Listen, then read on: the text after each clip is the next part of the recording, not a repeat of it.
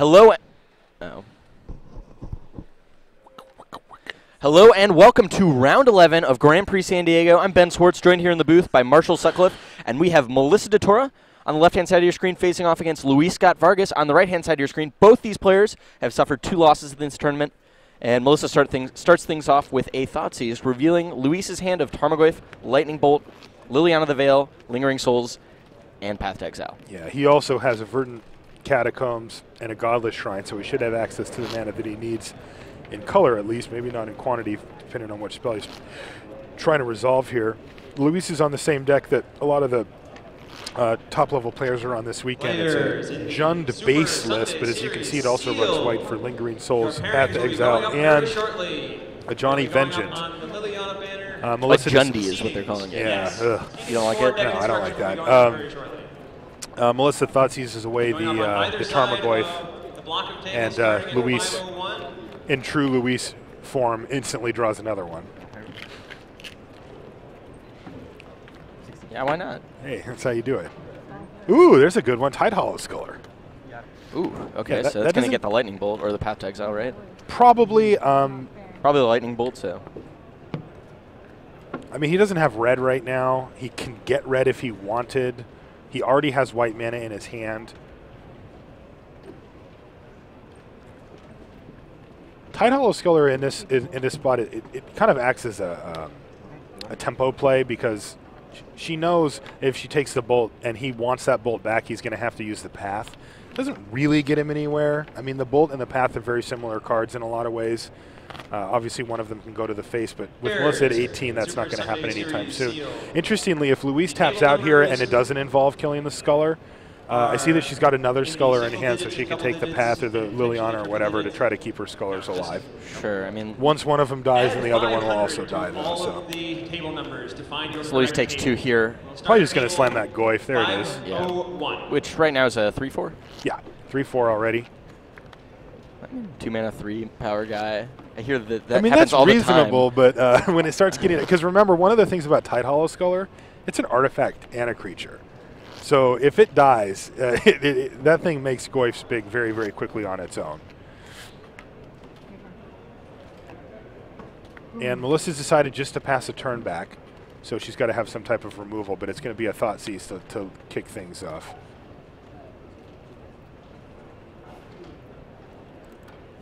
Is that Raise the Alarm in her hand? Yes. So she's on black-white tokens? Yeah. Okay.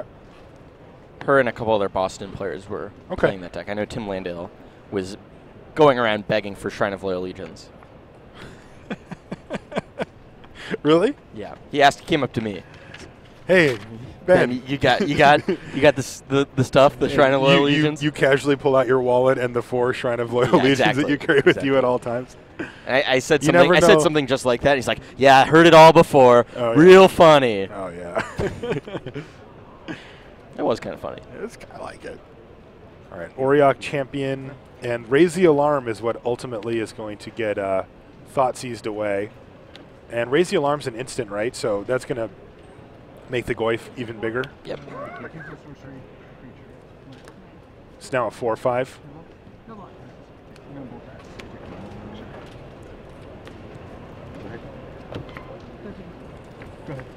Okay. Thank you, Nick. Yeah, so Goyf's going to get in there, and Melissa already down to 13. Yeah, she thought Players, please raise your hands if you have an empty seat across from you. Godless Shrine, so yeah, it takes 4 as well. I mean, that doesn't quite add up, but I'll let you off this time. Yeah, you're right. And Auriok Champion and Tidehollow Sculler.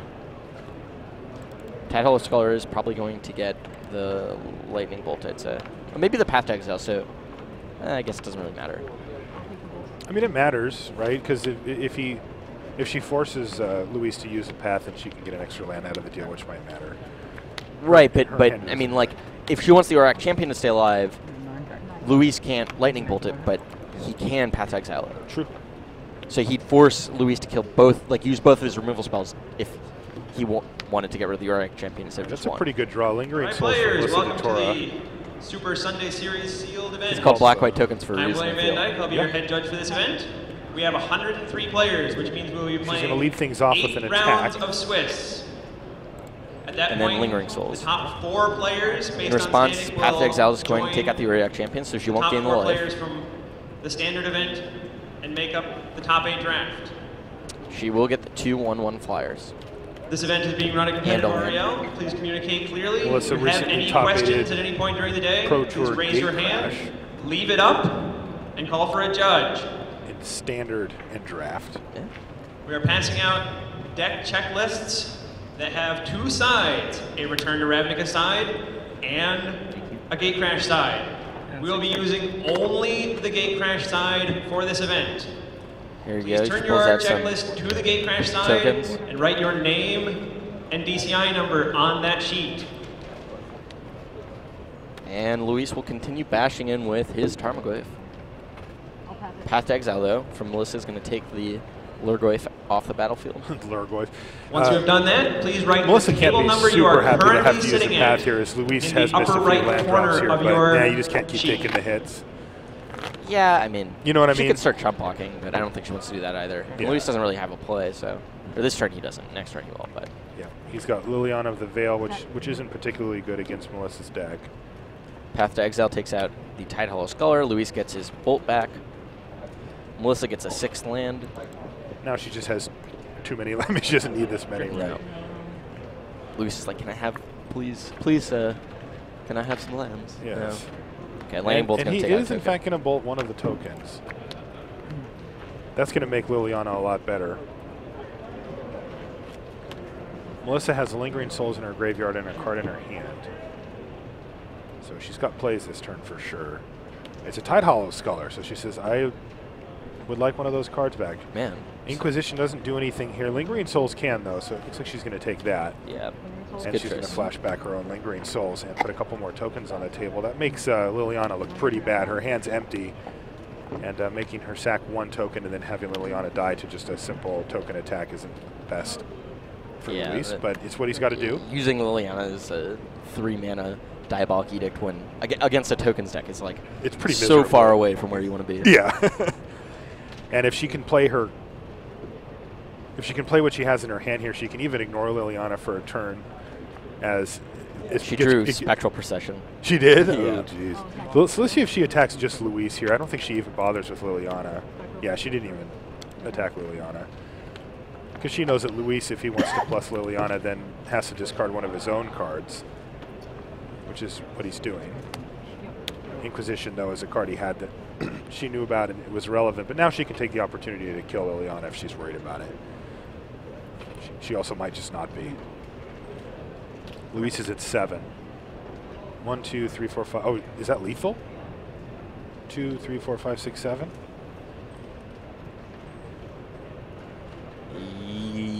No, because no, she's got a Raging Ravine. Ravine. Yeah, okay.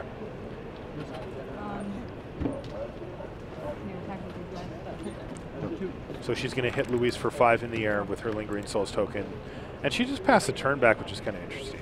We are creating She's in a deck really, lists really for good a few position here. I mean, does more Luis have people. anything that can We'll take out be this many taking tokens? considerations. He has Thundermaw Hellkite. Oh, yeah, that does it. Yep. And 5 lands. Just Yeah, happen to be- conveniently. All right. I don't think he actually has the Hellkite yet, but likely no, on the he top ha- of his deck. He has no cards in hand, so is this a Thundermaw Hellkite? Nope. Nope, sure wasn't. Luis is, packs it up, goes to game 2. Both these players are on Judges, a win begin and passing out product. survive Players do situation. not open Right? any A loss product will at the moment. probably knock them out of top 8 contention. Win, you still got to win a bunch more times to. Look at Ifro. That's what it looks like when you're playing against eggs. To be fair, Ifro looks like that all the time, but but still. Kibler did the actual F6 yesterday. Yeah, I heard he that. went to the bathroom while his I heard opponent that. was comboing off. with Not it. recommended, but you do what you got to do, I suppose. Yeah. See, look at Luis. What Luis called it. Even though he's using a terrible font in his email. He's using the same font as the iPad note-taking app. He probably typed it up in Matt that. is at 16. A Jundi. Game 1. Sorry, I shouldn't laugh at that. It's so bad. So we get a quick look at John Stern versus Matt Ferrando. Matt's on the left side of your screen. John is on the right side of your screen. John playing robots. Matt playing a junk deck. I really, not a big fan of that name. Junk? Yeah. Yeah, I'm not either. It's not descriptive. For those of you that don't have a lot of experience with older formats or modern, it's just green, white, black stuff. It comes in different forms, but yeah, I don't.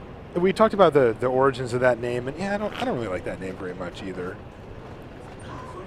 It's the old school name. I know, but these names stick. Like if we say that word, then a lot of the people that are listening are like, oh, I know exactly what they mean. Right.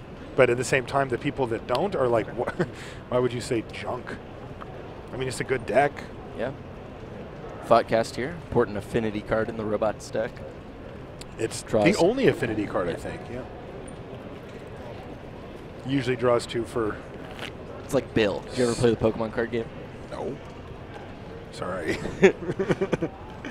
Too old for that? I guess. So life totals are 16, 19. And Meta Knight comes down for John. He's a little ways away from winning via poison thanks to the Inkmoth Nexus, but actually not all that far away, right? So 3, 4, 5, 6, 7, 8, 9. If he has another artifact that doesn't cost any mana, he wins this turn.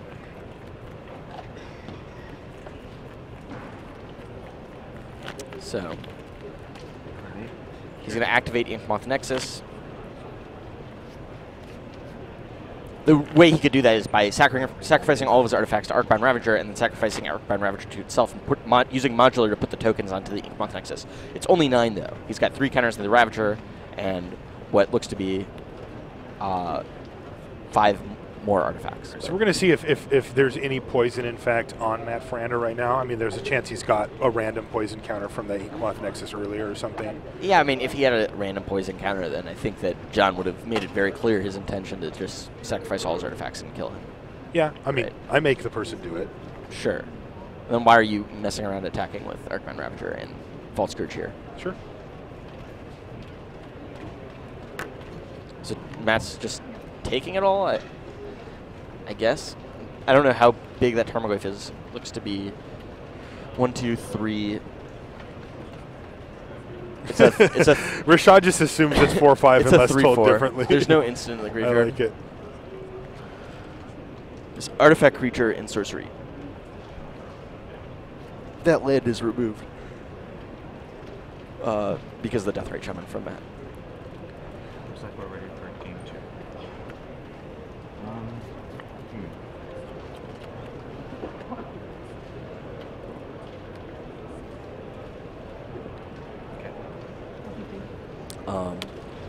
So Matt deciding on his blocks. I think he didn't block, and now John's deciding if he wants to sacrifice some creatures or some artifacts to his. Players now receiving deck lists. Please write your name, DCI number, and Marshall's table pointing to number slaughter on pack. those Yes. I'm lists. just thinking. It's a card. I'm just thinking. There are real copies You know, that exist. yeah, it's non-black creature. Yeah.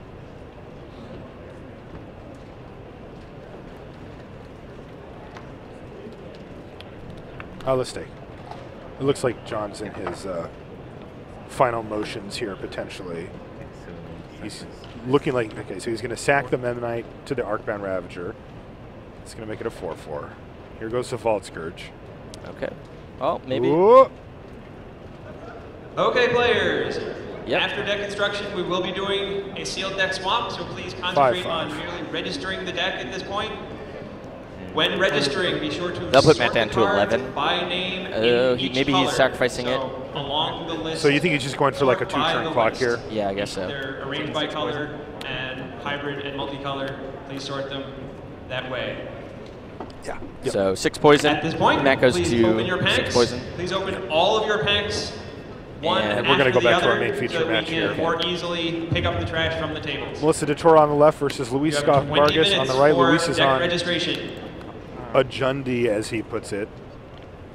And Melissa's on black-white tokens. The first one of those that we've seen this weekend. It's a deck that kind of pops up in Modern every once in a while. It's not. It won a usually Modern staple, Grand but Prix. Yes. That was in Yokohama last summer. 3, 16. and then it was on Magic Online nonstop for about a week. Yeah. So turn 2 Goyf for Luis after turn 1 Thoughtseize, which got rid of Honor of the Pure. So that Goyf is 3-4. But has the potential of becoming very, very large because of the enchantment. Yeah, because there's an enchantment, yeah. Rashad assumes that it's a 4-5 right now. Yeah, well, he's wrong. Players, as a reminder, Against this what? is the Oh, against deck you're robots. Ah, registering okay. and not playing with. Please So register Dark them Confidant for in the Luis on his 3rd total turn. column and End not the of play turn, column. raise the alarm for Melissa, giving her 2 soldiers. And please leave the cards sorted when you're And finished then she's going to registering. cast Zealous Persecution, get rid of the Bob attack 4-4. Yeah, that's a sweet play. Zealous Persecution's a really good card. Gives +1/+1 to all your creatures, -1/-1 to all your opponent's creatures. And it's an instant as well, so you can do that during combat. You can do it during your main phase like she just did to take out a really annoying creature like a Dark Confidant. Very versatile card. Yeah.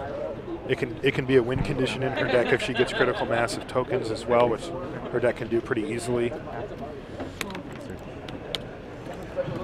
Blood Crypt, he's going to take 2. Is this going to be Liliana? There it is. Why is Liliana still in his deck? He must have not had anything else to take out. It's really not very good versus her, but I mean, No. sometimes you just don't have the He room. doesn't have very much, though, yeah. Yeah.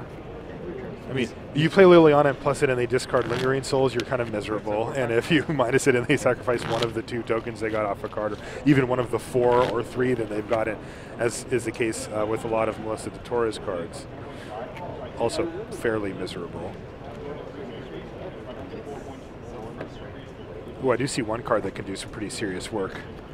There's Not Olivia against- Voldaren. Oh, yeah. I thought you were pointing to Even Mind Sensor. Oh, no, yeah. Like, wrong matchup, Marshall. No.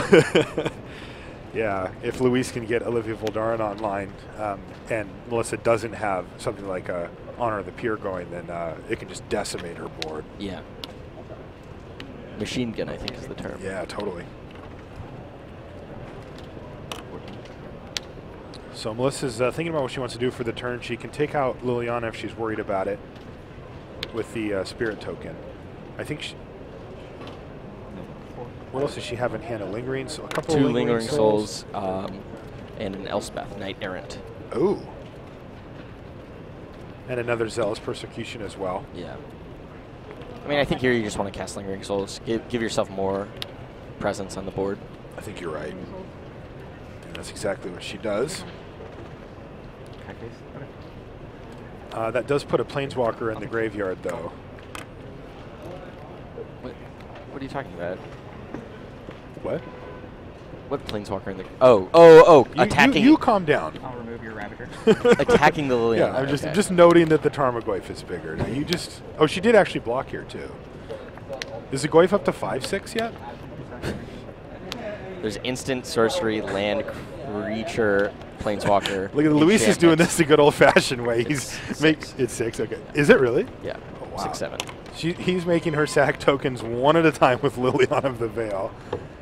Can't be happy for him to have drawn multiple Lilianas here. But he's working through. Yeah. Now, I don't think she has a land drop this turn. Is that or is it a Windbrisk Heights? Maybe it's a tap. Yeah, it is a land. Windbrisk Heights. Yeah, so that's going to enter the battlefield tap. So she can't do Lingering Souls flashback here. Normal Lingering Souls isn't half bad. No, it's not.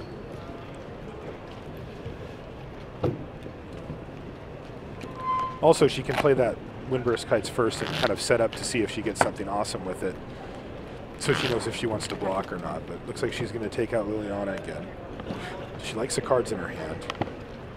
And then cast Lingering Souls. Yeah, does this remind you of anything? Last turn. Exactly. And then now Windburst here's the Heights. Windburst Kite. So this is going to Hideaway. determine a lot. Looks like Spectral Procession is what she's going to put Okay. under. Not the greatest. Not the greatest, but it's probably worth... It could be worth not blocking here. She's going to have a chance to activate that at some point. She can start using Elspeth next turn to just make, to just blank the Tarmogoyf, basically, while she goes to work attacking in the air.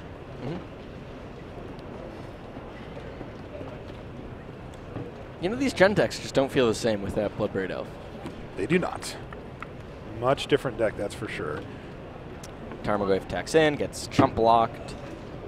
So Melissa's thinking long-term. Next turn she can play Elspeth if she wants. Alternatively, she can flash back both Lingering Souls that are in her graveyard, which is probably what she's thinking about doing. And there's a Johnny, and it's going to take down a token. So Luis is, oh no, it's just going to keep a token tap, excuse me. But Luis has used his Planeswalkers to interact with her tokens at every occasion here. Aren't so powerful. Ooh. That's good. That's an Honor of the Pure. Now, she can't activate her Windburst Kites this turn because she's only got one available attacker, but she can put up a whole bunch of them right now. She can play Honor of the Pure and flashback Lingering Souls. And probably what she's going to do after this attack for 2. Yep. Good thing she's been chumping that whole time because that Ajani Vengeance represents 6 damage by itself, just as it sets. Now, we do note here that Luis is at 6, though. Yeah, he's in a little bit of trouble. He's going to go back up to 9 after Lightning Helixing using a Ajani Vengeance on one of the tokens, leaving her with just 2 left. She's going to have to take out a Ajani. Yeah. Like, Probably on this next hit, otherwise he's just going to get another Lightning Helix out of the deal. Whoa, this is a big one. Batterskull. Batterskull, That's okay. Something. Is help cushion Luis's Is Luis life dead? total. 5, 6, 7, 8, 9. Yeah, Luis is just dead. If Melissa has a land. Yeah, and she does. She can cast Elspeth for one of her creatures +3/+3 and then use Zealous Persecution. Or yeah, Zealous Persecution. Yep. And that's 9 damage. You are correct. 2, 4, 5, 6, 7, 8, 9. Luis is tapped out, so she knows the way is clear. Yeah, so Elspeth comes down, use one of its +1 abilities to give a token +3/+3 in flying, and then... Looks like she's thinking about her graveyard here. No. Okay. Then use Zealous Persecution to give all of her creatures +1/+1. So that makes them 3 3s, that's 6, plus 3 more is 9, and that's the match. Melissa Detora defeats Detora-Scott-Vargas 2 games to 0, knocking Luis out of top 8 contention, it looks like. Pretty much, yeah. A lot of people in the feature match area. Looks like Brian Kibler just finished his match. Or his, match. Over there on the back table. And I think we're going to snap back to the Matt Ferrando-John Stern match, where they're getting ready for game 2 or 3. Rashad, very, very, his, a lot of vested interest in this game going to game 2. He's really good friends with both the players, and he's been watching it like a hawk. My opponent actually punted. It looks like we're going to game 2 here. Actually, yeah, he should have won. We were in turns, and it looks like Matt was actually able to win that game. 7 creatures. Okay. Yeah. And I only had 6. We saw that John was basically one He went all in on artifact the on board to be able, away from being able to just win that turn, and he wasn't able to quite He could have killed me, finish. but he accidentally tapped the non. I don't know what he used to get in the way of the Inkmoth Nexus. I saw that he had a pair of Abrupt Decays in his hand, which isn't that great against Inkmoth Nexus. That was when we snapped back I to, did see that too. to Luis and Melissa's match.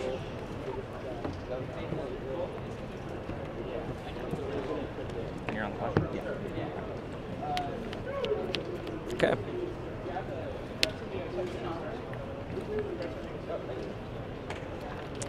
Players are getting ready for game 2 here. That looks like a pretty sweet hand for Matt. John should be on the play here, though, so he's got to make sure he has the pieces that he needs.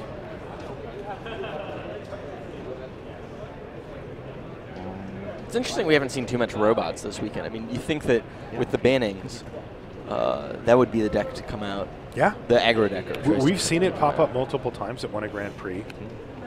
Yeah, Grand Prix Columbus. Yes, Players, that's if you right. signed up for booster draft number 1, your event is ready at the He's going to lead things off with a Vault Scourge, no free spells. Please feature judge there. Booster draft And turn number 1, Wow.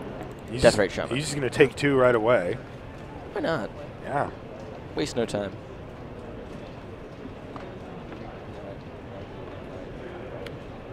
$10 booster draft number 1. Your event is ready at the I suppose one of the reasons we haven't seen too much robots is like the premier aggressive deck is the red-green aggressive decks are really, really good thanks to the new gate crash cards. That is a good point. If you're considering playing, then you might want to do that. All right, so there's an Ornithopter, old school Antiquities Ornithopter, and Steel Overseer as well. So right away, John Stern on turn 2 has a pretty nice little board state going, and Matt's going to have to respond with the Path to Exile on that Overseer before things get out of hand. Yeah. Overseer can get out of hand really, really quickly. Really quickly.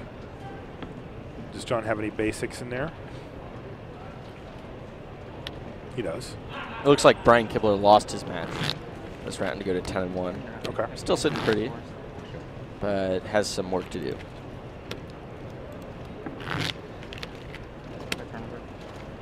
Make some mana and get a Tarmogoyf. All right, so all of a sudden Matt's the aggressor here as he's facing down a total of 1 power. But 3 toughness. Yeah. Again, those artifact creatures count both as an artifact and a creature for Tarmogoyf, so it tends to supersize it. Make him a 4/5 really, really quickly. There's no land right now in a graveyard, though, so until that happens, he won't be at the power that he normally is. He's a 3/4, though.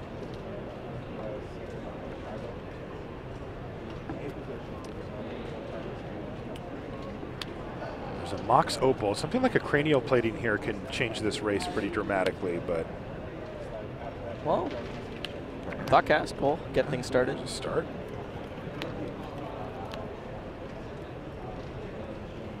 Across 2 unknown cards.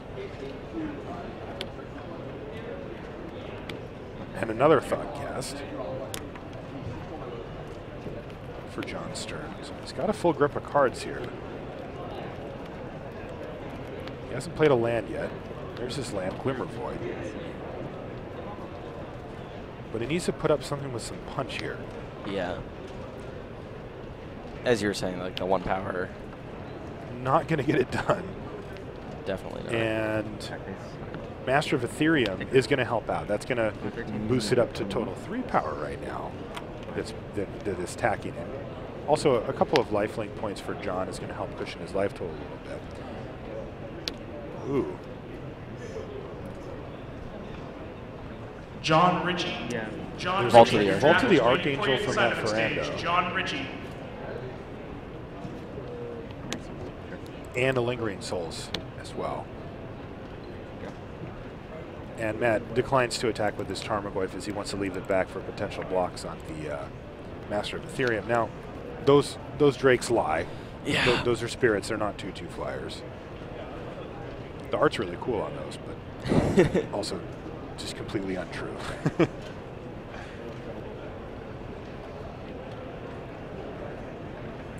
I'm kind of a token nit.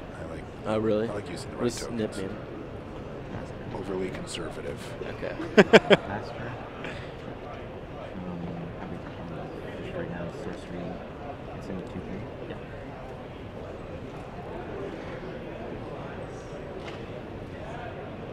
Hmm. 2 Master of Ethereums. Yeah, Okay. that does a lot of work. Yeah, 2 Master of Ethereums is going to make John's team pretty resilient here. It's going to give all his other creatures +1/+1.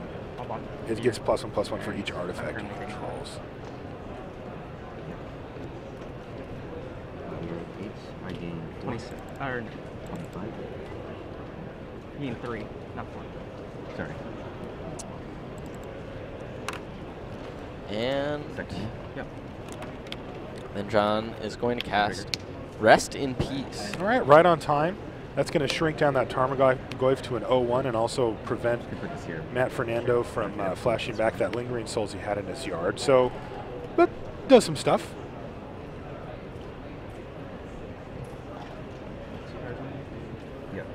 Yeah, I mean, that was a card we saw put to good use against the Jund decks in Old Modern. Mm. The ones with Lingering Souls that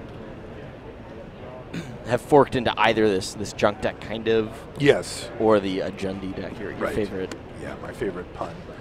It's not a pun. What is it? It's a clever turn of phrase. I thought that's what a pun was. I might just not know what a pun is.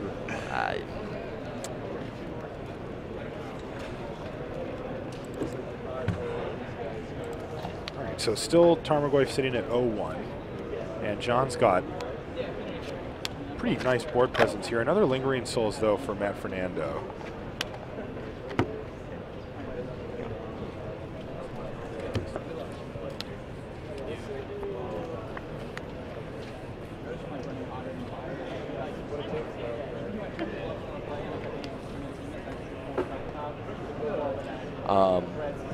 Matt Ferrando. Anyway, another Thoughtcast.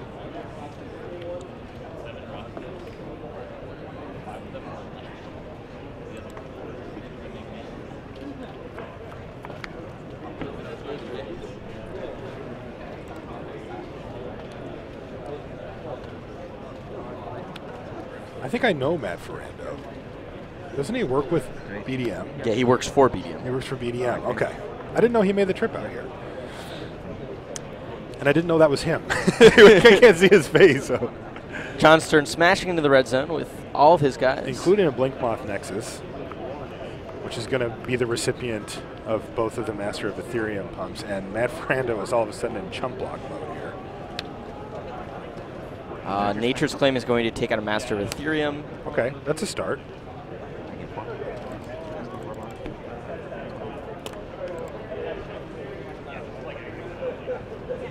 So that Master of Ethereum is sitting at 1, 2, 3, 4, 5, 6, 6.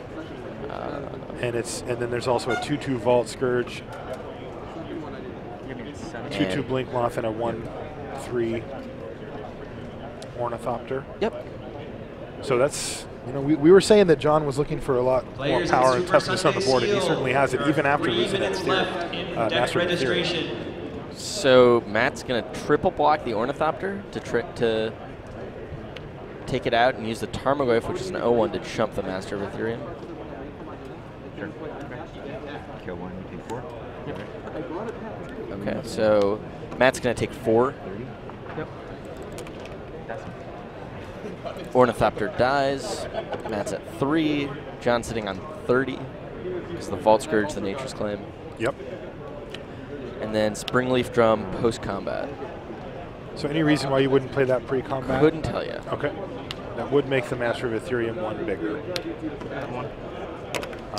Okay, so Matt's going to 1 life, playing Overgrown Tomb untapped, and passing it back. Yeah, so he's leaving up Vault of the Archangel here, Yeah. and he's going to try to put all 3 creatures in front of the 3 relevant creatures here.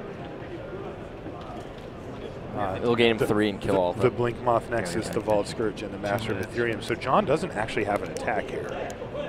I mean, unless he wants to lose his entire board. if John, though, has a backup plan with any type of creature with power, you know, like a Ornithopter wouldn't do it, but another Blinkmoth Nexus or any of these Vault Scourges or anything, he can get it done. All right, so there's one. There's a creature with some power.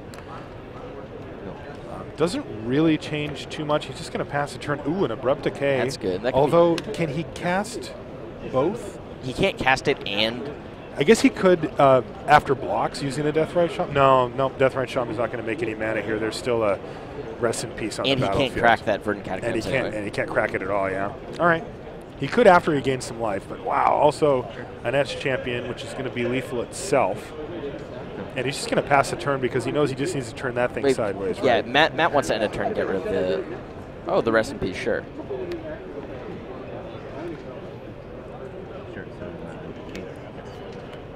How come the Rest in Peace? Yeah, Matt just concedes. Okay. As opposed to like a threat or whatever. Yeah. All right, anyway. so that's tied up at 1-1 now, right? So we're going to bring you game 3 from that as well. We zoom out for a minute to look at the feature match here. We see Detora-Scott-Vargas. He just took a loss to Melissa Detora in our main feature match. Melissa playing black-white tokens and was able to defeat Luis in 2 games.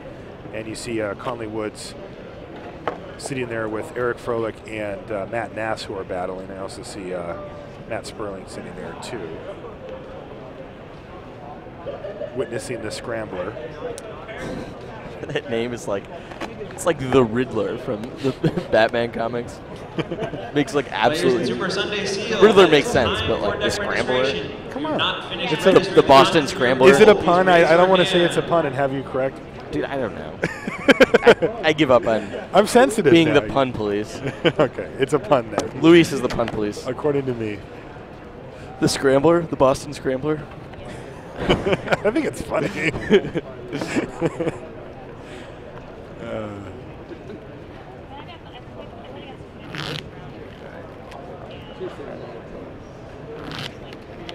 I can't tell if they actually have games to play on the other side there. I think they're just sitting and talking. They're just Or no, chatting after, Ifro- 'cause I do Ifro's see still Ifro playing. shuffling. Playing that, yes. Yeah. Enduring the scramble days. Players, for this deck swap, here's what you are going to do. Please follow these instructions very carefully. Take the pool that you just registered and pass it to the player to your left. If you are sitting at the far left end of a row, pass it to the player across from you.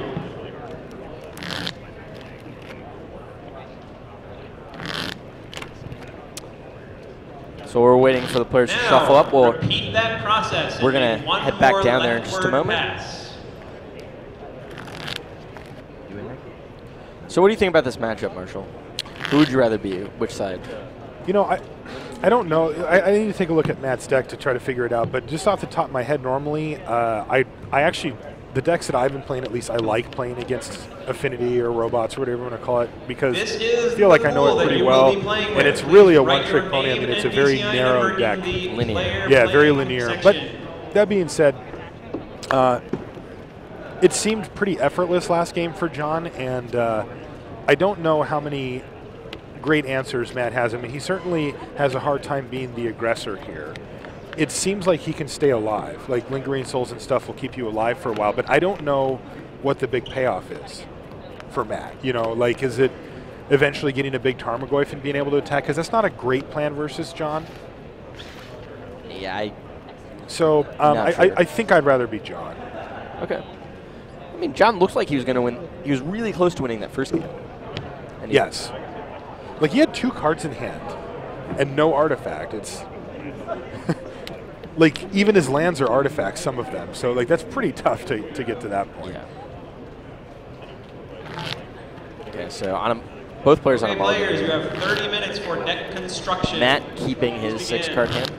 It doesn't look that great, actually. It's Swamp, Tectonic Edge, and... Oh, no, he's going to mulligan. Okay. Yeah, I would mulligan that hand, too. The Swamp, Tectonic Edge, and a bunch of green spells. Tech Edge against John's deck often never becomes live. They play cards like... No, it's good against Inkmoth Nexus. Yeah, but I'm saying they often don't play 4 lands. Oh, I see what you're Yeah, saying. it's good against them if it gets active. It just, there's a lot of times when it doesn't. Especially if they're aware, you know, if you have it on the table, they'll definitely play around it a lot of the times. And it's easy for them to do so since they've got cards like Springleaf Drum and Mox of Pole. That's right. And they don't actually need very many lands. They need very few. 2, maybe 3. They have 2 3-drops in the deck, so. Okay, down to 5 and down to 6 for John. Maybe I missed a mulligan. Maybe John's also on 5. No, he's got 6 cards in hand. Okay.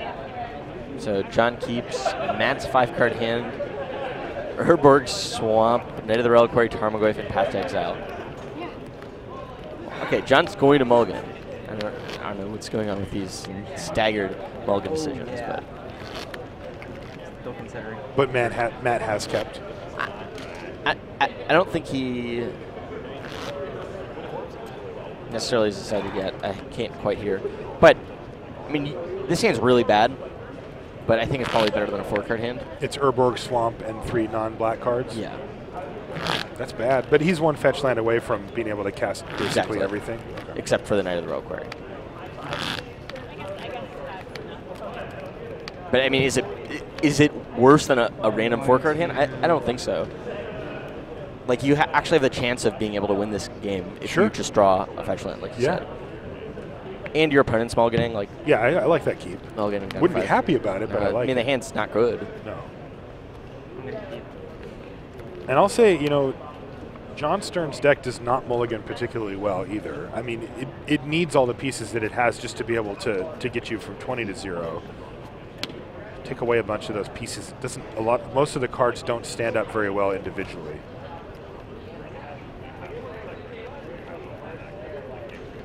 Still has ways to win though.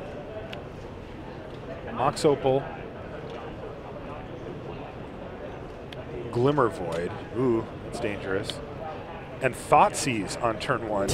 Against a 5-card hand. Against a 5-card hand. So he's got to decide if he wants to take Path or Tarmogoyf here. Probably. Can't cast either of them. It will, of course, depend on what else John has in his hand. But he needed to get that Thoughtseize out first, because if Matt untapped, played a land, and then like abrupt decayed the Mox Opal, it would be absolutely devastating. That's actually like kind of a risky thing to do if he doesn't have another artifact. Because if probably Matt doesn't have a choice, but it certainly is risky. Oh, yeah, but he doesn't have the green source, so wow. Matt drew a Nature's Claim, so he was very close to making that play that we just said, but he wasn't able to get there. Now he's got an Inkmoth Nexus and a Springleaf Drum as well. Yep.